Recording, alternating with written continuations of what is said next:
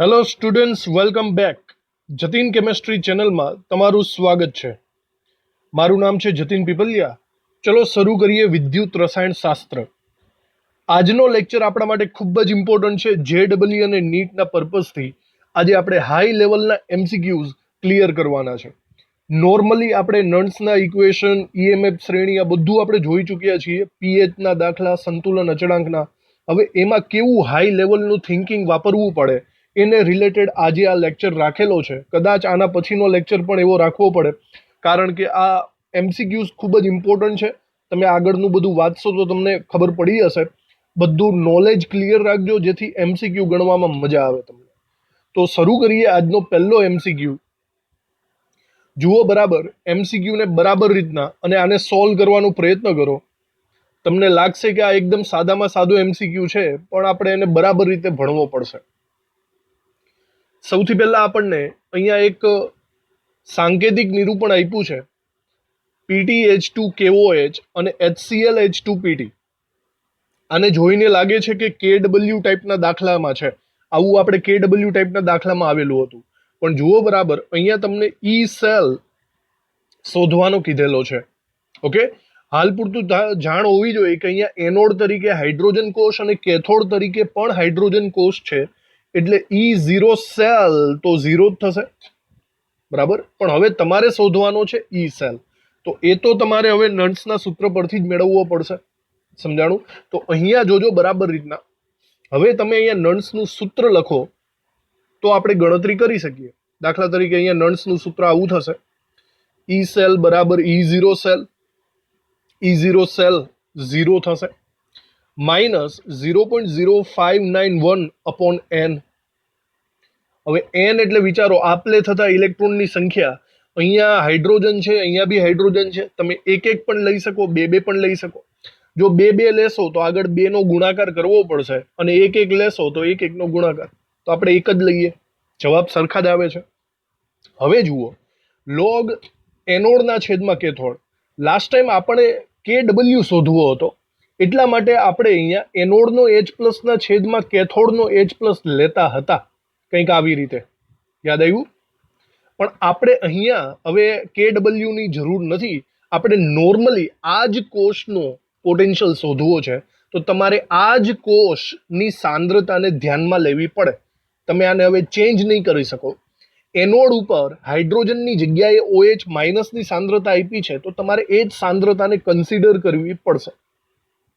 અને કેથોડ ઉપર HCl H+ ની સાંદ્રતા આપી છે, તો એને જ કન્સિડર કરવી પડે. બરાબર જોજો, આ ચેન્જ કેમ નથી કર્યું મેં. જો KW નો દાખલો હોય તો જ તમે એનોડિક H+ માં ચેન્જ કરી શકો. અહીંયા ઈ સેલની જરૂર છે, તો એમાં જસ્ટ સાંદ્રતા આપણે લખી શકીએ છીએ. તો આવી રીતના લોગ સરખા થાય તો એ ઉડી જશે, બરાબર. હવે આગળ સ્ટેપ માંડીએ. E0 સેલ 0 છે, માઇનસ 0.0591, અને આ થશે log 1. ચલો, કોઈને ખબર હોય તો log 1 ની વેલ્યુ કેટલી થાય? બરાબર જોજો, log આપણે અહીંયા તમારે હાશિયામાં લખવું હોય તો લખી નાખજો કે log 10⁻² હોય તો આપણે 2 મૂકી દઈએ છીએ. log 10⁻1 હોય તો -1 મૂકી દઈએ છીએ. હવે વિચારો કે log 10⁻0 હોય તો શું મૂકશો? log 10⁻0 હોય તો 0 મૂકવું પડે. તો યાદ કરાવી દઉં કે 10⁻0 એ જ 1 થાય. સમજાણું? તો આ વસ્તુ બરાબર રીતે નોંધ કરી રાખવી હાશિયાની અંદર. મતલબ log 1 નો મતલબ થયો છે log 10⁻0, અને એની વેલ્યુ 0 થશે. ક્લિયર? તો આ બધી કિંમતો આપણે અંદર મૂકી દઈએ. ચલો, તો 0.0591 આવશે, આગળનો 0 હટી ગયો. ઓકે, ત્યારબાદ log 1 ની વેલ્યુ થશે 1, એટલે સિમ્પલી એનો ગુણાકાર જ સોરી, log 1 ની વેલ્યુ થશે 1 નહીં 0.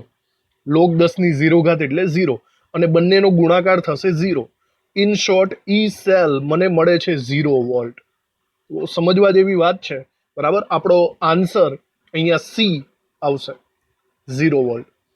તો આજે કંઈક નવો MCQ છે, એને મગજમાં રાખવો. ક્યાંક આડા અવળો આવી જાય તો આપણને આ ગણતા આવડવો જોઈએ. આગળ વધીએ બીજા એક MCQ તરફ, જે નોર્મલ MCQ થી થોડોક હટકે છે. એટલા માટે અહીંયા રાખેલો છે. વાંચો બરાબર. તો તમને સંતુલન અચળાંક શોધવાનું કીધેલું છે, બરાબર. અને બીજું કન્ફ્યુઝન એ છે કે અહીંયા ઈ સેલ આપ્યો છે. હે, આપણને ખબર છે કે સંતુલન અચળાંક શોધવાના દાખલાઓમાં ઈ સેલ ઇક્વલ ટુ કેટલો લેવાનો હોય છે? 0. પણ અહીંયા ઈ સેલ ઓલરેડી સમથિંગ કંઈક આપેલો છે 0.29. આવું કેવી રીતે છે? તો અહીંયા સિચ્યુએશન એવી છે કે જુઓ સાંદ્રતાઓ પણ આપેલી છે ને. તો કદાચ એવું બની શકે કે આ જે સાંકેતિક નિરૂપણ વાળો કોષ છે એનો ઈ સેલ આટલો થાય. આનો દાખલો ગણીને જે ખૂટતું પદ હોય એ ખૂટતા પદને તમે બીજા દાખલામાં મૂકવાનું હશે, કદાચ એવું હોઈ શકે. તો તમે જરા વિચારો, આ સંતુલન અચળાંકને થોડીક વાર સાઈડ ઉપર મૂકી દો, તો તમારી પાસે 2 જણાની સાંદ્રતા છે, ઈ સેલ છે. તો જો તમે આ વસ્તુને નોન્સના સૂત્રમાં મૂકશો તો કયું પદ ખૂટે છે લખો તો ખબર પડશે, બરાબર. જો નોન્સનું સૂત્ર ઉપરના સેલ પ્રમાણે લખીએ તો આવું થાય છે: ઈ સેલ બરાબર ઈ ઝીરો સેલ માઇનસ 0.0591 અપોન, વિચારો શું છે, ઓક્સિડેશન 2 ઇલેક્ટ્રોનનું, રિડક્શન પણ 2 ઇલેક્ટ્રોનનું, એટલે કે 2 લોગ એનોડના છેદમાં કેથોડ. ચલો અહીંયા એનોડ તરીકે 0.01 છે, 0.01 એટલે કે 10⁻², ના છેદમાં કેથોડ તરીકે 0.001 એટલે કે 10⁻³ છે. ક્લિયર? ચલો હવે ગણતરી કરીએ. તો સ્પષ્ટ છે કે ઈ સેલ મને રકમમાં આપ્યો છે 0.02905 અને ઈ ઝીરો સેલ આપણું ખૂટતું પદ થશે. સમજાણું ને? તમને જે વસ્તુ નથી આપી આ ઈ ઝીરો સેલ, એનો ઉપયોગ આપણે સંતુલન અચળાંક શોધવા માટે કરવાનો છે. ઓકે, તો આ ઈ ઝીરો સેલ આપણે ફાઇન્ડ આઉટ કરવાનો પહેલા તો. હવે આ બંનેનો ભાગાકાર આપણને બહુ સારી રીતે ખબર છે 0.02955. ત્યારબાદ લોગ, હવે જુઓ 10⁻³ જો ઉપર તરફ જશે તો 10⁻³ કન્વર્ટ થશે, એટલે કે 10⁻² + 3 એનો મતલબ 10⁻1. તો લોગ 10 નો જવાબ આવશે 1. હમણાં જ વાત થઈ હતી, લોગ 10⁻1 નો કેટલો થાય? 1 થાય. તો ચલો આપણે હવે બાકીની ગણતરી ઉપર આગળ વધીએ. હવે શું કરશું? આ બંનેનો ગુણાકાર તો ચલો આટલો જ થશે. આ માઇનસ વાળું જે સ્ટેપ છે એને પહેલી સાઈડ મોકલીએ. જોજો બરાબર. 0.02905 is equal to E zero cell minus 0.02955 અને આ લોગની વેલ્યુ આવી છે 1. 1 વેલ્યુ આવી એટલે બે સરખા જ છે. હવે આ માઇનસ વાળા સ્ટેપને તમે પહેલી સાઈડ લઈ જાઓ તો પ્લસ થઈ જશે. ઓવરઓલ આ બંનેનો તમારે સરવાળો કરવાનો થાય છે. 0.02905 પ્લસ થશે 0.02955 એટલે કે 0.0586 આ બાજુ આવશે. 0.0586 આ આપણો ઈ ઝીરો સેલ થશે વોલ્ટની અંદર, બરાબર. હજી આપણો જવાબ નથી આવ્યો, આપણે સંતુલન અચળાંક મેળવવાનો છે. આ ઈ ઝીરો સેલનો ઉપયોગ આપણે ફર્ધર સંતુલન અચળાંક મેળવવામાં કરશું. ક્લિયર? તો હવે સંતુલન અચળાંક શોધવા માટે આપણે સંતુલન અચળાંકનું સૂત્ર લખીએ. ચલો, સંતુલન અચળાંક લખવા માટે આપણે એવું કરતા હતા કે ઈ સેલ બરાબર ઈ zero cell minus 0.0591 upon n. ચલો n તરીકે તો 2 જ આવે અને અહીંયા ડાયરેક્ટલી લખતા હતા લોગ કેસી, છે ને? અને આવું લોગ કેસી નો દાખલો હોય તો એનો મતલબ ઈ સેલ તમારે એમાં 0 લેવો પડશે, બરાબર. અને ઈ ઝીરો સેલ આપણે હમણાં ફાઇન્ડ આઉટ કર્યો છે. તો આવી રીતે થશે. અહીંયા નોર્મલી જો ઈ સેલને આપણે ઉડાડી દઈએ, મતલબ કે 0 લખીએ, તો આપણું નવું સૂત્ર કંઈક આવી રીતે આવે છે: ઈ સેલ બરાબર આ બંનેનો ગુણાકાર કરીએ તો 0.02955 લોગ કેસી. સમજાણું? તો આ ડાયરેક્ટલી પણ સૂત્ર વાપરી શકાય, આપણે આગળ ભણ્યા છીએ. અને ઈ સેલ નું સૂત્ર મૂકી દઈએ તો આપણે અહીંયા લખવું પડશે 0.0586 અને એના ભાગાકારમાં આવશે 0.02955 બરાબર લોગ કેસી. હવે સિમ્પલી તમારે કેસી શોધવો હોય તો લોગને પેલી સાઈડ લઈ જવો પડશે, જેનાથી એન્ટીલોગ થશે. સમજાણું તમને? આપણા ઓપ્શન્સ એવા જ છે કંઈક એન્ટીલોગ ટાઈપના, એટલે આપણે અહીંયા કરવું પડશે એન્ટીલોગ આખા કાઉન્સનો 0.0 આટલું અને 0.0 છેદમાં આવશે 2955 બરાબર કેસી. હવે તમને ખબર હોવી જોઈએ કે એન્ટીલોગ એટલે એકચ્યુઅલી 10નો ઘાતાંક થાય છે. આ જવાબ થશે. તો ઓપ્શન્સમાં એવું કંઈ હજી દેખાતું નથી. 0.058ના છેદમાં આ તો નહીં જ આવે. 0.0295 0.0295 26 આ ઓપ્શન્સમાં આવવું જોઈએ પણ નથી આવતું. તો કદાચ આપણે કંઈક મિસ્ટેક કરી છે આ દાખલાની અંદર. ઓફકોર્સ ઓકે, હા, ઈ સેલ. બાપરે, ઈ સેલ જોજો 0.2905 છે ને આપણે ભૂલથી અહીંયા 0 એક્સ્ટ્રા લઈ લીધો છે. લોચો થઈ ગયો. ઓકે, ફરીથી કવર કરીએ ફટાફટ. તો જુઓ, અહીંયા આપણે લેવો પડશે 0.2905. ઓકે, એની નીચેના સ્ટેપમાં પણ 0.2905. હવે આ સ્ટેપ આ બાજુ આવશે તો સરવાળો થશે. તો સરવાળાની અંદર આપણે મૂકવું પડશે. તો મતલબ ચલો સરવાળો કરી લઈએ. 0.2905 અને સરવાળામાં છે 0.02955. ઓકે, હા, તો 0.32 જવાબ આવે છે. E0 સેલ આપણો આવે છે 0.32. ક્લિયર? 0.32 જવાબ છે. ઓકે, તો હવે એ E0 સેલને આની અંદર મૂકીએ તો અહીંયા મારે લખવું પડે, સોરી એ નહીં, E0 સેલ આ રહી, આની એની વેલ્યુ છે, અહીંયા મારે લખવું પડે 0.32. ઓકે, તો ડાયરેક્ટલી મારે અહીંયા અંશની અંદર 0.32 લખવા પડે. સોરી, અહીંયા ભૂલ થઈ ગઈ. તો આ આપણો ફાઇનલ જવાબ આવશે 10ની 0.32 ઘાત, જે અહીંયા મને દેખાતી હતી આ રહી. ક્લિયર? 10ની 0.32 ઘાત ના છેદમાં 0.0295. બહુ ધ્યાન રાખવું પડશે કારણ કે બહુ મોટા દાખલા છે અને સમય બહુ વેસ્ટ થઈ જાય જો આવી કંઈક નાની મોટી ભૂલો થઈ જશે તો. ઓકે, તો આ એક એમસીક્યુ લખી નાખજો બરાબર રીતે. હજી આગળ વધીએ આપણે. ચલો, તો આ ત્રીજો એક એમસીક્યુ છે. જુઓ બરાબર, થોડોક અલગ છે એટલા માટે અહીંયા લીધેલો છે ને. બે દ્રાવણો છે જેની પીએચ 3 અને 6 છે. ઓકે, તો આપણે નોર્મલી વિદ્યુત રાસાયણિક કોષ બનાવીએ તો બે દ્રાવણો લેતા જ હોય. તો એકની પીએચ આપણે 3 રાખેલી છે અને એકની પીએચ આપણે 6 રાખી છે. પીએચ આપે એટલે H+ તો શોધવાનો જ હોય. તમને ખબર હોવી જોઈએ પીએચ 3 નો મતલબ થાય H+ 10ની -3 ઘાત, ડાયરેક્ટલી શોર્ટકટ. અને પીએચ 6 એટલે કે H+ થાય 10ની -6 ઘાત. આ એની સાંદ્રતા આવી ગઈ. ક્લિયર? ચલો, તો તેમાં હાઇડ્રોજન વિદ્યુત ધ્રુવ રાખવામાં આવ્યા, મતલબ બંનેમાં હાઇડ્રોજન વિદ્યુત ધ્રુવ છે. તો સાંદ્રતા કોષ થઈ ગયો, થાય કે નહીં?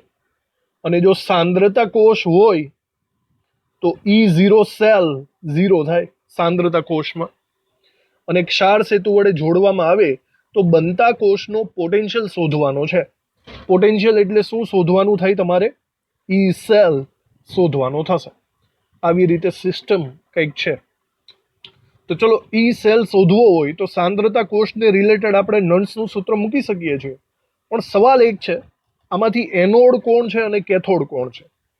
સાંદ્રતા કોષ બરાબર ભેણા હોય તો તમને યાદ આવી જવું જોઈએ કે જેની સાંદ્રતા વધારે હોય ને, જેની સાંદ્રતા વધારે હોય તે કેથોડ હોય અને જેની સાંદ્રતા ઓછી હોય તે એનોડ હોય. આ થિયરીની અંદર હતું.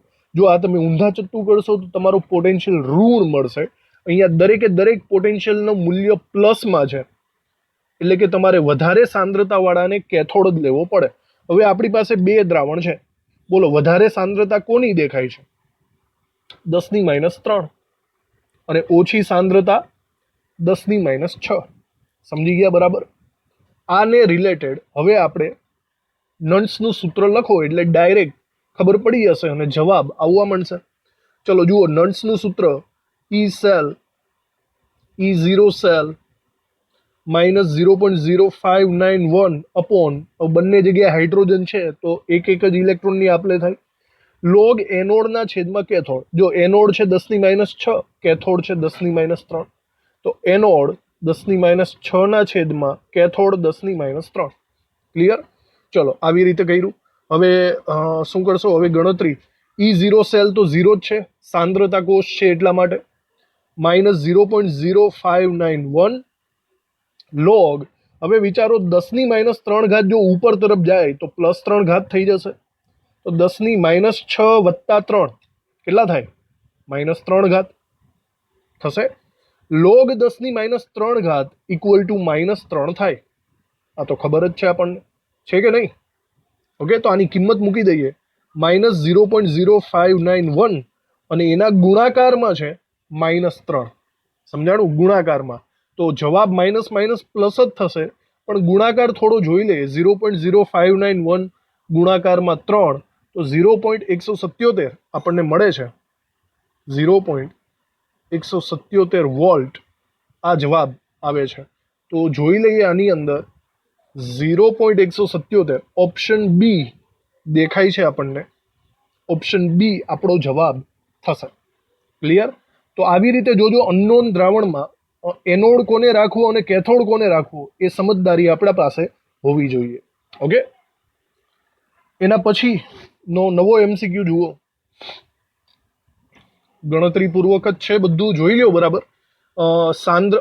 કોષ છે સાંદ્રતાથી Zn + 2 Cu + ડેનિયલ કોષ છે, એક મોલારિટી વાળો છે. જુઓ, E0 સેલ ડેનિયલ કોષનો 1.1 વોલ્ટ. આ કોષ સંપૂર્ણ ડિસ્ચાર્જ થાય ત્યારે તેમની સાંદ્રતાનો ગુણોત્તર આપણને પૂછેલો છે. ઓકે, સંપૂર્ણ ડિસ્ચાર્જ થાય એનો મતલબ શું છે? સંપૂર્ણ ડિસ્ચાર્જ થાય એટલે કે પાવર આપતો બંધ થઈ જાય. પાવર આપતો બંધ થાય એટલે કે E સેલ ઇક્વલ ટુ કેવો થાય? 0. સમજાણું તમને? જ્યારે E સેલ ઇક્વલ ટુ 0 થાય ત્યારે તમારે આ સાંદ્રતાનો ગુણોત્તર લેવાનો છે, નિપજના છેદમાં પ્રક્રિયક અથવા એનોડના છેદમાં કેથોડની સાંદ્રતા. તો મારા ખ્યાલથી આ એકદમ સિમ્પલ જેવો જ છે. ડાયરેક્ટ નન્સનું સૂત્ર મૂકી દો એટલે આવી જ જશે. E cell E0 cell -0.0591 upon Daniell કોષ માટે 2 લોગ એનોડ બરાબર. જોજો, એનોડ તરીકે Zn+2 અને કેથોડ તરીકે Cu+2. આપણે આ સાંદ્રતાના ગુણોત્તરને કરતા બનાવવાનો છે. ઓકે, ચલો આ થઈ ગયું. તો જુઓ બરાબર, અહીંયા સંપૂર્ણ ડિસ્ચાર્જ થાય એટલે E સેલ મારે 0 લેવો પડે. E0 સેલ ડેનિયલ કોષનો 1.1 વોલ્ટ છે, માઇનસ આ સ્ટેપ કરું તો 0.02955 અને આપણું જે સ્ટેપ છે તે, જેને આપણે કરતા બનાવશું. હવે જુઓ શું કરવું પડશે આપણે. હવે આગળ આપણે આમ જોવા જઈએ તો પહેલાં તો આખો કાઉન્સ જ છે, એને છેલ્લે જ છોડાય. આ 1.1 ને સામેની સાઈડ લઈ જાઓ તો પ્લસનો માઇનસ થઈ જશે. ઓકે, તો સૌથી પહેલાં તો -1.1 આ સાઈડ આવી ગયો. બીજું, આ ગુણાકારમાં છે આખે આખું પદ, આ ગુણાકારના પદને તમે પહેલી સાઈડ લઈ જાઓ તો એ છેદમાં આવી જાય, એટલે કે ભાગાકારમાં -0.02955 આવી જશે. તો આ બાજુ માત્ર વધશે આટલું. સમજાણું? ચાલો હજી આગળ આપણે આ બંનેનો ભાગાકાર કરવો પડશે. 1.1 ભાગાકારમાં 0.02955 તો 37.22 લખી શકીએ, અને માઇનસ માઇનસ પ્લસ થઈ જશે. તો આનો લોગ આપણે આવી રીતના મતલબ કરી શકીએ, Zn+2 ના છેદમાં Cu+2. ક્લિયર? ચલો, તો હવે તમને જે માત્ર શોધવાનું કીધું છે એ છે આ પદ. તો સ્પષ્ટ વાત છે, લોગને પહેલી સાઈડ લઈ જવો પડે, એટલે કે આપણે કરવો પડશે એન્ટી લોગ. તો આપણે અહીંયા લખશું એન્ટી લોગ કોનો? 37.22નો. ત્યારે જઈને તમને આ બંને સ્ટેપ મળશે, બંને સાંદ્રતાઓનો ગુણોત્તર મળશે. સમજાણું? તો આવું કંઈક ડાયરેક્ટ જવાબ હોય તો એન્ટીલોગ 37.22 નહીં, એવું કંઈ જ નથી. પણ જુઓ, એન્ટીલોગ 37.22 અહીંયા છે. યાદ કરો, એન્ટીલોગને આપણે 10ના ઘાતાંકમાં લખી શકીએ. આપણે હમણાં વાત કરી હતી બરાબર. એન્ટીલોગને આપણે આવી રીતે લખી શકીએ 10ના ઘાતાંકમાં 37.22। તો આ આપણો ફાઇનલ આન્સર થશે એન્ટી લોગને રિલેટેડ, ઓપ્શન સી। સમજાણું તમને બરાબર રીતે? આ બી એમસીક્યુ થોડોક જાણવા લાયક હતો। સંપૂર્ણ ડિસ્ચાર્જનો મતલબ યાદ રાખવો તમારે, ઈ સેલ 0 થાય। ચલો હજી આગળના એમસીક્યુ તરફ આગળ વધીએ। બરાબર જુઓ, આ થોડોક હટકે એમસીક્યુ લાગે છે, તો લખજો બરાબર આ એમસીક્યુ ને પૂરેપૂરો। એક સમીકરણ આપ્યું છે આપણને, સમીકરણનો E0 સેલ આપ્યો છે, Fe+2 ની સાંદ્રતા, અહીંયા Fe+2 છે એટલા માટે, અને PO2, ઓકે, પી એટલે કે દબાણ, તો દબાણ O2 આપ્યું છે। આ વખતે વાયુને પણ ધ્યાનમાં લેવો પડશે। જોજો, વાયુને અત્યાર સુધી આપણે ધ્યાનમાં એટલે નહોતા લેતા કારણ કે દબાણ આપણું 1 બાર હતું। જો 1 બાર કરતા આડાઅવળું હોય તો દબાણને નિપજના છેદમાં પ્રક્રિયકમાં ધ્યાનમાં લેવું પડે। પછી પીએચ આપી છે 3, ભાઈ પીએચ 3 એનો મતલબ એમ થાય પીએચ માંથી ડાયરેક્ટ H+ જ કાઢવાનો રહે ને ભાઈ, તો H+ કેટલો થાય? 10⁻3, કારણ કે અહીંયા જુઓ H+ ની સાંદ્રતા પણ છે। તો બધાને ધ્યાનમાં રાખીને આપણે શું કરવાનું છે? આપણે કોષનો પોટેન્શિયલ શોધવાનો છે। કોષનો પોટેન્શિયલ એટલે કે ઈ સેલ, ક્લિયર? તો આ બધાને ધ્યાનમાં રાખીને ગણતરી કરવાની છે। આપણે કરીએ, શરૂ કરીએ નન્સ ઉપરથી। ઈ સેલ E0 સેલ -0.0591 ના છેદમાં n। પહેલું તો વિચારો કે આપલે થતા ઇલેક્ટ્રોનની સંખ્યા કેટલી છે, ઓક્સિડેશન કોનું થયું, રિડક્શન કોનું થયું। તો અહીંયા જુઓ મને દેખાય છે કે Fe માંથી Fe+2 બન્યો છે કે નહીં, પણ 2 2 છે, એટલે કે ટોટલ 4 ઇલેક્ટ્રોનનું ઓક્સિડેશન થયું કે નહીં। એવી જ રીતના રિડક્શન તરીકે H+ વિચારો, H+ માંથી H2O, તો અહીંયા પણ 4 વીજભાર છે, તો મતલબ એવું છે કે 4 ઇલેક્ટ્રોનની આપલે થઈ। સમજાણું તમને? તો છેદમાં આપણે આપલે થતા ઇલેક્ટ્રોન 4 લખવા પડે।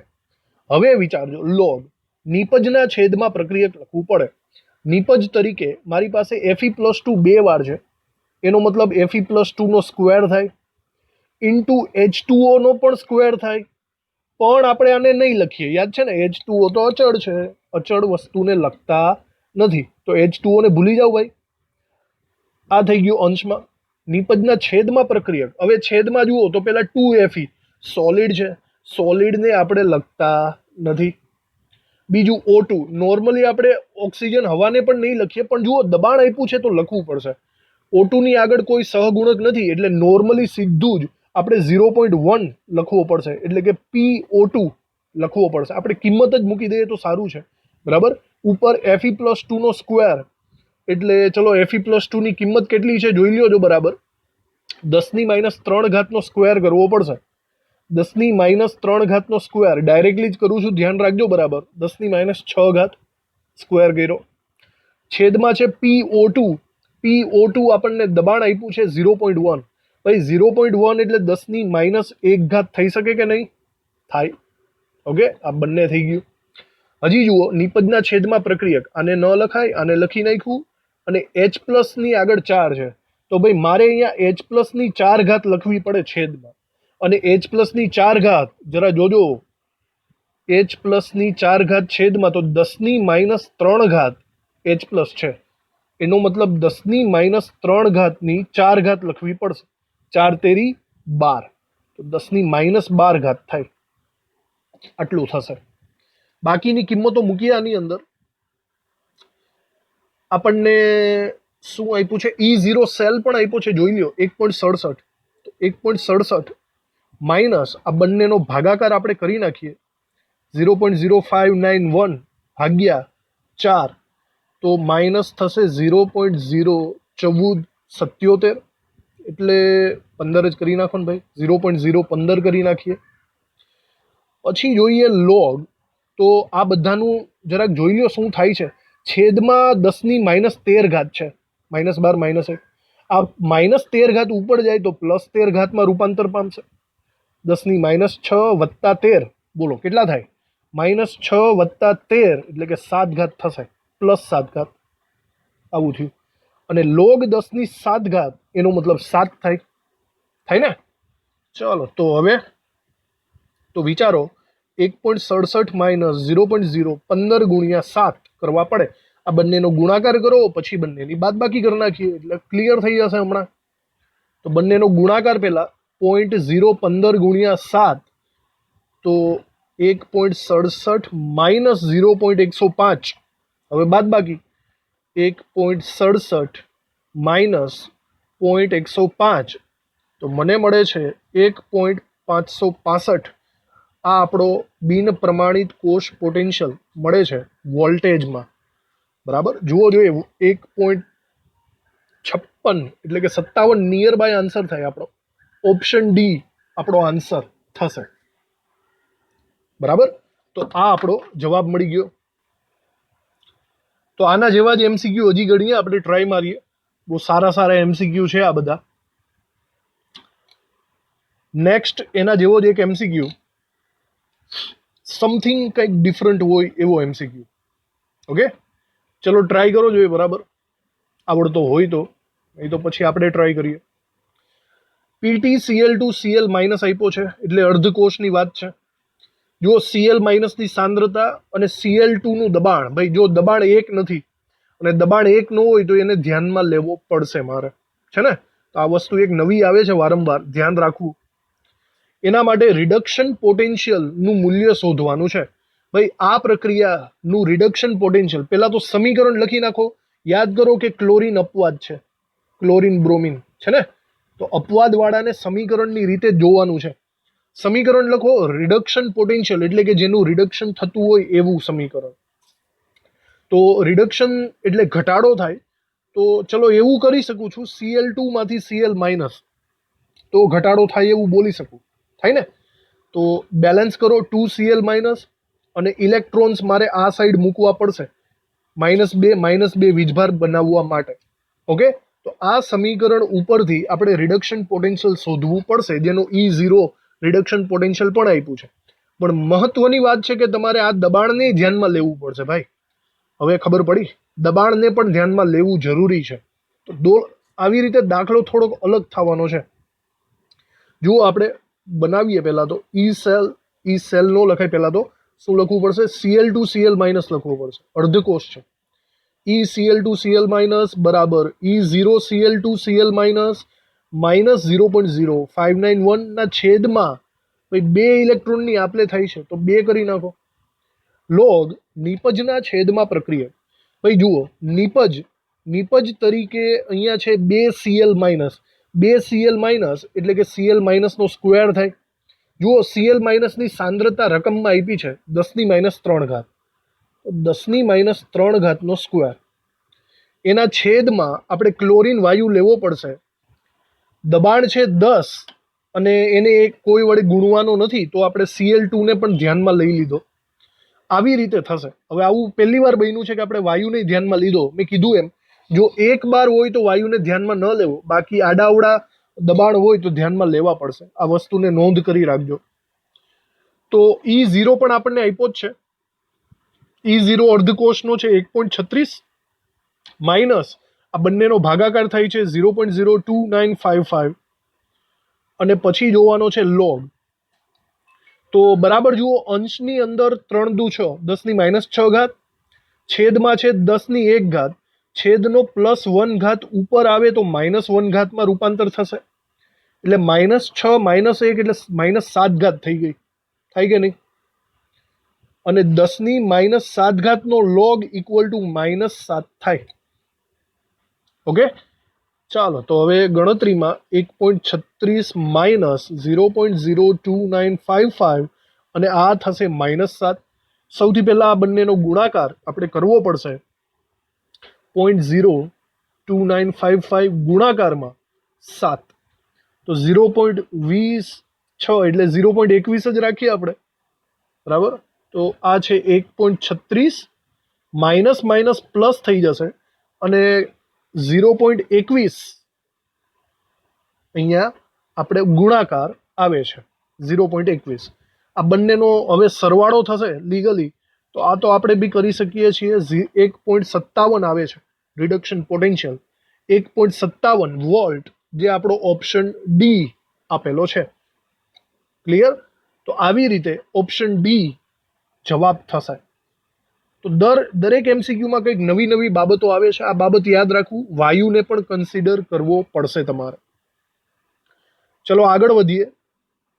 નેક્સ્ટ એમસીક્યુ થોડોક વધારે લેન્ધી જેવો એમસીક્યુ છે આ, તો બી આપણે આ શીખી લઈએ. 1.05 ગ્રામ ધરાવતી મિશ્ર ધાતુ છે. ઓકે, એક મિશ્ર ધાતુમાં બે જણા છે, લેડ અને એજી વાળું. એને HNO3 માં ઓગાળ્યું અને 350 ml દ્રાવણ બનાવ્યું. ઓકે, દ્રવણ બનાવો. પછી PtH2H plus Ag plus Ag કોષનો હવે આ કંઈક અલગ વાત આવી ગઈ પાછી. આ એક કોષ છે, એનો પોટેન્શિયલ આટલો થાય, એટલે કે ચલો આ ઈ સેલ થઈ ગયો આપણા માટે, ઈ સેલ. એજી વિદ્યુત ધ્રુવ દ્રાવણમાં ડુબાડવામાં આવે, એજી નો વિદ્યુત ધ્રુવ, બરાબર. તો મિશ્ર ધાતુમાં પીબી નું પ્રમાણ કેટલું થાય? બરાબર, પીબી નું પ્રમાણ. જો એક વાત છે કે આ ઈ સેલ આપ્યો, એના ઉપરથી તો નન્સનું સમીકરણ આવે, ફાઇનલ વાત છે, ક્લિયર. અને બીજી વાત, આપણને એજી પ્લસની સાંદ્રતા નથી આપી, દેખાય છે. તો આ નન્સના સૂત્ર ઉપરથી આપણે કરીને એજી પ્લસની સાંદ્રતા શોધી શકીએ આપણે ખાલી, બરાબર. એજી પ્લસની સાંદ્રતા મોલારિટીમાં એકવાર મળી જાય પછી એનો ઉપયોગ તમે અહીંયા કરી શકો. વિચારો, ml આપ્યા, ગ્રામ આપ્યા, તો એક કામ કરી શકો, એજીની મોલારિટી મળી જાય તો એને તમે ગ્રામની અંદર કન્વર્ટ કરી શકો છો. અને એજીના ગ્રામ મળે તો તમને પછી મિશ્ર ધાતુના પર્સેન્ટેજ પણ મળી જશે. થોડુંક મોલ કોન્સેપ્ટ ઉપર ચાલ્યું ગયું. તો આપણું પહેલું કામ એ થશે કે એજીની સાંદ્રતા શોધીએ. આના ઉપરથી, નન્સ ઉપરથી સાંદ્રતા શોધાઈ જાય પછી ગ્રામ શોધશું અને પછી આપણને ઓટોમેટિક પર્સેન્ટેજ મળી જ જશે. ઓકે, ધીમે ધીમે ખબર પડશે. તો હવે જુઓ, પહેલા તો નન્સનું સૂત્ર મૂકીને એજીની સાંદ્રતા શોધી કાઢીએ. આમાં બાય ધ વે એજીનો રિડક્શન પોટેન્શિયલ પણ આપવો જોઈએ તમને. જે લોકોને હજી ખબર નથી, લગભગ તો હવે યાદ રહી ગયો હશે. રિડક્શન પોટેન્શિયલ એજી પ્લસ એજીનો થાય છે 0.80 વોલ્ટ. ઓકે, હવે ક્યારેક ન આપે તો પણ યાદ આવી જ જાય આપણને. તો ચલો આને રિલેટેડ આપણે લખીએ આપણે નન્સનું સૂત્ર. તો નન્સનું સૂત્ર થશે E cell equal to E0 cell minus 0.0591 upon. Okay, તો અહીંયા H પ્લસ છે, ઉપરનું હટાવી દઉં થોડીક વાર. અહીંયા H પ્લસ છે અને અહીંયા Ag પ્લસ છે, તો છેદમાં એક જ આવશે. એક ઇલેક્ટ્રોનની આપલે થઈ છે. લોગ નિપજ નહીં પણ એનોડના છેદમાં કેથોડ. ચલો હવે જુઓ, એનોડ તરીકે તમને અહીંયા એક મોલારિટી જ આપી છે અને કેથોડ તરીકે Ag પ્લસની મોલારિટી આપણે શોધવાની છે. આવી રીતે થશે. E0 સેલ કેટલો થાય વિચારો. અહીંયા reduction potential of cathode minus anode જો તમારે સાઈડમાં કરવું હોય તો કરી શકો છો. હવે ડાયરેક્ટલી ખબર પડી જ જાય. E cell reduction potential of cathode, ચલો એજી નો રિડક્શન પોટેન્શિયલ થાય 0.80 માઇનસ એનોડ એટલે કે હાઇડ્રોજનનો રિડક્શન પોટેન્શિયલ 0. તો મતલબ આટલો જ થયો કે નહીં, E0 સેલ. તો ડાયરેક્ટલી હવે ખબર પડી જાય કે E0 સેલ એટલે કે 0.80 વોલ્ટ માઇનસ 0.0591, બરાબર. જો કે ઈ સેલ પણ આપ્યો છે આપણને, ઈ સેલ આપ્યો છે 0.503. તો આપણને અહીંયા એજી પ્લસને કરતા બનાવવાની વાત છે, તો આ બંનેને મારે સેપરેટ કરવા પડશે. ભાગાકાર હોય તો બાદબાકી થાય. તો મને અહીંયા મળશે log 1 માઇનસ log એજી પ્લસ. આવું આપણે આગળ કરેલું જ છે, યાદ આવી ગયું હશે તમને. તો હવે ગણતરી થોડીક આગળ વધારો, જુઓ બરાબર. મોસ્ટ ઓફલી આ એક કાઉન્સને રિલેટેડ જ કામ કરે છે. તો સૌથી પહેલાં 0.80 ને પહેલી સાઈડ લઈ જાઓ. 0.80 પ્લસમાં છે, સામેની સાઈડ જશે તો માઇનસ થઈ જશે, બરાબર. તો 0.80 સામેની સાઈડ લઈ જાઓ તો 0.503 માઇનસ 0.80 કરવા પડે. તો આવું કરશો તો મને અહીંયા મળશે માઇનસ 0.297. ઓકે, પછી કાઉન્સ છોડો તો આ ગુણાકારનું સ્ટેપ છે. આ માઇનસ વાળા સ્ટેપને ડાયરેક્ટલી માઇનસ સમેત સામેની સાઈડ લઈ જાઓ તો છેદમાં ચાલ્યો જશે, ગુણાકારનું ભાગાકાર થાય. તો એને આપણે હું અહીંયા આવી રીતે લખું માઇનસ 0.0591. તો આ બાજુ માત્ર કાઉન્સ વધે છે, કાઉન્સમાં log 1. તમને યાદ હશે log 1 એટલે કે log 10 ની 0 ઘાત થાય, આગળ આપણે જોયું છે, અને log 10 ની 0 ઘાતની વેલ્યુ 0 જ થાય, માઇનસ log Ag પ્લસ આવું થશે. સમજાણું? Minus log Ag plus. તો હજી આગળ વધીએ તો આ બંનેનો ભાગાકાર આપણે જોઈ લઈએ. તો 0.297 ભાગ્યા 0.0591 તો 5.02 મળશે મને અહીંયા. માઇનસ માઇનસ પ્લસ થઈ જશે, અંશ અને છેદમાં 5.02 મળશે, અને આ સાઈડ છે minus log of Ag plus. Okay, હવે આ માઇનસની નિશાનીને સામેની સાઈડ જ લઈ જાઓ, તો માઇનસની નિશાની અહીંથી હટાવીને સામેની સાઈડ લખું તો આવું થશે, માઇનસ 5.02. લોગને પેલી સાઈડ લઈ જાઓ, તો જો લોગને પેલી સાઈડ લઈ જશો તો એન્ટી લોગમાં રૂપાંતર પામશે, બરાબર. તો આપણે એન્ટી લોગ જોવો પડશે માઇનસ 5.02 નો. આગળ આપણે ઘણી બધી વખત એન્ટી લોગ જોઈ ચૂક્યા છીએ, ફરીથી એકવાર ટ્રાય કરો જો આવડતું હોય તો. એન્ટી લોગ હાસ્યામાં ક્યાંક લખી નાખું, માઇનસ 5.02. માઇનસનો એન્ટીલોગ નહીં મળે, તમારે એને બારમાં ફેરવવો પડે. અહીંયા પોઈન્ટની આગળ જેટલા પણ માઇનસ હોય એને આપણે એના પછીના અંકમાં ફેરવો. 5 પછી 6 તો એ 12માં ફરી જાય, -5 પછી 6 12 આવશે, અને પછી આ 6 ને ઉપરની સંખ્યાની સાથે બાદબાકી કરો તો 0.98 આવે છે, તો 6 12.98 આવું થશે. આનો એન્ટીલોગ જુઓ. હવે પોઈન્ટની આગળ જેટલું પણ હોય તે 10ની ઘાતાંક બની જાય, તો 10ની -6 ઘાત થશે, અને 0.98 નો તમારે એન્ટી લોગેરિધમ્સ ટેબલમાંથી જોવો પડશે.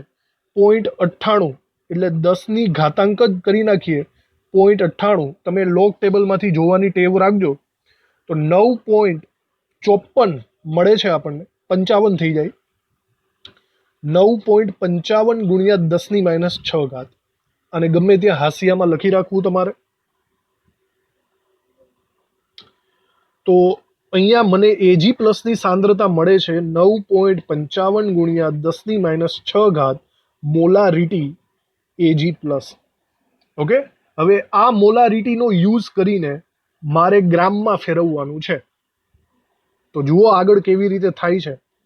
તો મોલારિટીમાંથી ગ્રામ કઈ રીતે થઈ શકે, ડાયરેક્ટલી સૂત્ર જ આપણે અહીંયા મૂકી શકીએ છીએ. તો મોલારિટી 9.55 ગુણ્યા 10ની -6 ઘાત બરાબર વજન ના છેદમાં આણવીય દળ. Ag સિલ્વરનું આણવીય દળ 108 થાય, ખબર હોવી જોઈએ, ના છેદમાં દ્રાવણનું કદ. હવે રકમ જોજો, રકમમાં આપણને દ્રાવણનું કદ આપેલું છે, 350 ml દ્રાવણ બનાવવામાં આવ્યું છે કે નહીં. તો 350 ml દ્રાવણ ઉપરથી આપણે 350 છેદમાં લખી શકીએ છીએ, અને ઉપર આવશે 1000 ml છે એટલા માટે. તો મને Ag પ્લસનું વજન મળી જશે. તો જુઓ બાકીના બધા સ્ટેપને પહેલી સાઈડ લઈ જવા પડશે, અંશમાં અને છેદમાં કરીને, બરાબર. જુઓ પહેલા બંને સ્ટેપને પહેલી સાઈડ લઈ જાઓ તો અંશમાં આવી જશે. તો જોજો બરાબર, 9.55 ગુણાકાર 108 ગુણાકાર 350 થશે, આટલું. અને જુઓ આ બાજુ 1000 છે, એને તમારે સામેની સાઈડ લઈ જવું હોય તો છેદમાં જવું પડશે, તો ભાગ્યા 1000 પણ થશે, ભાગાકારમાં 1000. તો મને અહીંયા મળે છે 360.99 10ની -6 ઘાત, અને આ શેમાં હોય, ગ્રામમાં. અને બરાબર રીતે કન્વર્ટ કરી લઈએ તો કંઈક આટલું થશે. 10ની -6 ઘાત એટલે કે 6 પોઈન્ટ તમારે જમણી બાજુ જવા પડશે, ડાબી બાજુ સોરી, 1 2 3 4 5 અને 6, એટલે કે 000 આગળ મૂકવા પડે તમારે, છે ને. 0.000361 કરી નાખીએ, આટલા ગ્રામ Ag પ્લસ મળે છે. તો આપણને હવે પીબીના પર્સન્ટેજ પૂછ્યા છે, બરાબર. જોજો, તમને 1.05 ગ્રામ મિશ્ર ધાતુ આખી આપી છે. આ 1.5ની અંદર Ag કેટલા અને પીબી કેટલા એ આપણને ખબર પડી ગઈ. જુઓ લખીએ બરાબર રીતે, 1.05 ગ્રામ મિશ્ર ધાતુ છે, બરાબર. એ મિશ્ર ધાતુ કોની કોની છે? પીબીની અને એજીની. તો હવે 1.05 ગ્રામની અંદર એજી તો આપણને ખબર પડી ગઈ. એજી કેટલો છે? આપણે હમણાં દાખલો ગણ્યો 0.0000361 ગ્રામ છે. તો 0.0000361. તો આવું કરશો તો તમને પીબીનું વજન મળી જશે. તો બોલો પીબી કેટલો થાય? આને સામેની સાઈડ લઈ જાઓ એટલે બાદ બાકી થાય. સમજાણું? તો 1.05 માઇનસ 0.0000361. તો મને અહીંયા મળે છે 1.04. આપણે લખીએ પૂરું, કારણ કે અહીંયા પર્સેન્ટેજની વાત છે. 639 આટલા ગ્રામ પીબી મળે છે આપણને. તો આપણને રકમમાં શું પૂછ્યું છે બરાબર રીતે જોઈ લ્યો. રકમમાં પૂછ્યું છે મિશ્ર ધાતુમાં લેડના પર્સેન્ટેજ પ્રમાણ કેટલા. આપણને આ સવાલ પૂછેલો છે. તો પર્સેન્ટેજ પ્રમાણ માટે હું આવું સ્ટેપ માંડી શકું છું કે 100 ગ્રામ, એના ગ્રામ કેટલા છે? 1.05 મિશ્ર ધાતુ છે ને. જો મિશ્ર ધાતુ 1.05 આટલી ને આટલી પૂરેપૂરો લેડ હોત તો 100% આવી ગયા હોત, પણ એટલો નથી. આપણી પાસે છે 1.0499639 ગ્રામ પીબી. તો એના પર્સેન્ટેજ કેટલા? સ્ટેપ બરાબર સમજજો. જો પૂરેપૂરો લેડ હોત તો 100% થઈ ગયો હોત, પણ જો આટલો હોય તો કેટલા? સ્ટેપ માંડો બરાબર.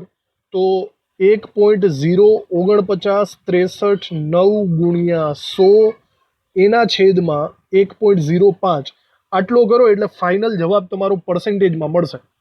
1.0493639 ગુણાકારમાં 100 ભાગ્યા 1.05 99.96% મને મળે છે. 99.96% પીબી શુદ્ધતા પ્રમાણે અંદર હોવો જોઈએ. જો આપણે અહીંયા એમસીક્યુમાં જોઈએ તો યસ, આપણો આન્સર છે 99.96%. તો બહુ ટફ એમસીક્યુ, પણ આવી સિસ્ટમ તમે ક્યારેક સોલ્વ કરી હોય તો મગજમાં યાદ આવે. બહુ અગત્યનો દાખલો, જરાક આને પણ બરાબર યાદ કરીને લખી નાખવો. જુઓ આ એક એમસીક્યુ, આ પણ કંઈક અલગ છે. આવી રીતે ગણવાની આપણે ટ્રાય કરીએ. એક મોલારિટી Zn+2, એક મોલારિટી Cu+2 નું દ્રાવણનો ડેનિયલ કોષ છે. વિચારો કે આપણે ડેનિયલ કોષ એક બનાવીએ, એમાં Zn આ બાજુ હોય, કોપર આ બાજુ હોય, અને બંનેની મોલારિટી 1 મોલારિટી છે. કેથોડ પર, હવે જોજો, કેથોડ ઉપર 2 મોલારિટી એમોનિયાનું દ્રાવણ ઉમેરવામાં આવે છે. હવે બન્યું એવું કે આની અંદર 2 મોલારિટી NH3 ઉમેરવામાં આવ્યો. જોજો બરાબર, કોપરની મોલારિટી કરતાં એમોનિયાની મોલારિટી વધુ છે. તો આપણે એવું સમજવું પડશે કે લગભગ સંપૂર્ણ પ્રક્રિયા થઈ જશે. બરાબર. અને તો કોષનો પોટેન્શિયલ શોધવાનો છે તમારે. જો આવું થાય તો ઈ સેલ કેટલો થશે.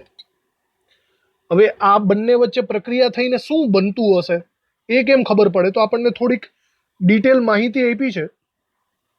CuNH3 4+2 નો સંકીર્ણ આયન, એનો સંતુલન અચળાંક 10⁻12 છે.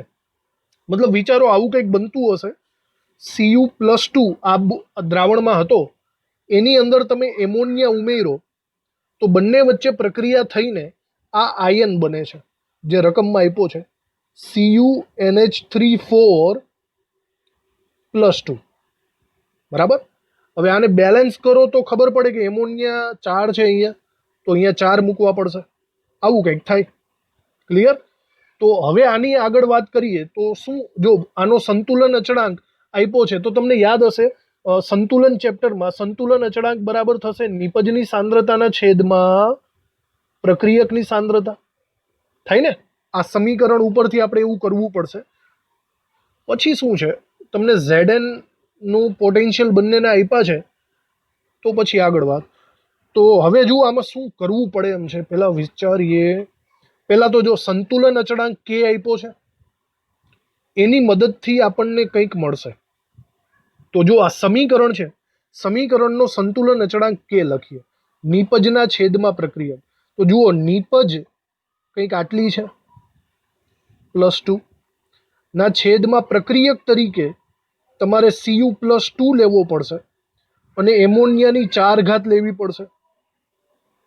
બરાબર. એમોનિયા વાયુ છે, પણ જુઓ અહીંયા એમોનિયાની મોલારિટી આપી છે એટલા માટે મેં સાંદ્રતા તરીકે કન્સિડર કરી છે. આવું થયું. હવે આનો સંતુલન અચળાંક આપણને આપ્યો છે 10^12.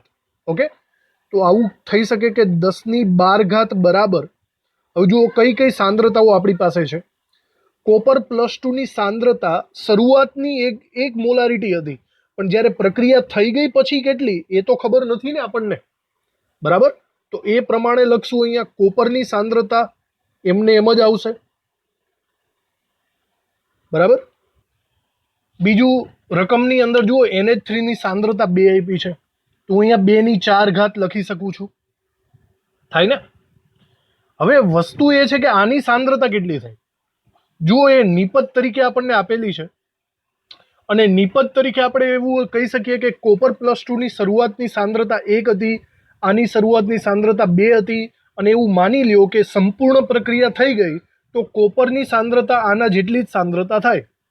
સંપૂર્ણ પ્રક્રિયા થઈ ગઈ એવું માની લઈએ તો આ સંકીર્ણ આયનની સાંદ્રતા 1 થઈ ગઈ એવું આપણે કહી શકીએ છીએ. બરાબર, વિચારજો આના વિશે. હવે બાકીની ગણતરીઓ કરીએ એટલે સ્પષ્ટ છે, આપણને કોપર +2 ની સાંદ્રતા મળી જાય છે. કોપર +2 આ બાજુ જાય તો અંશમાં આવી જશે, અને 10^12 જો સામેની સાઈડ જાય તો એક કામ કરીએ, સામેની સાઈડ આમ જાય તો ડાયરેક્ટ -12 કન્વર્ટ થઈ જશે, પ્લસ ઘાતમાંથી -12. તો હવે અહીંયા વધે છે ખાલી 1/2^4. ભાઈ 2^4 એટલે 2 × 4 = 8 × 16 થઈ ગયા નહીં, 16 થશે. એટલે 1/16 આપણે કરવું પડશે. તો 1/16 કરો તો 0.0625 થાય, 0.0625. સમજ પડી.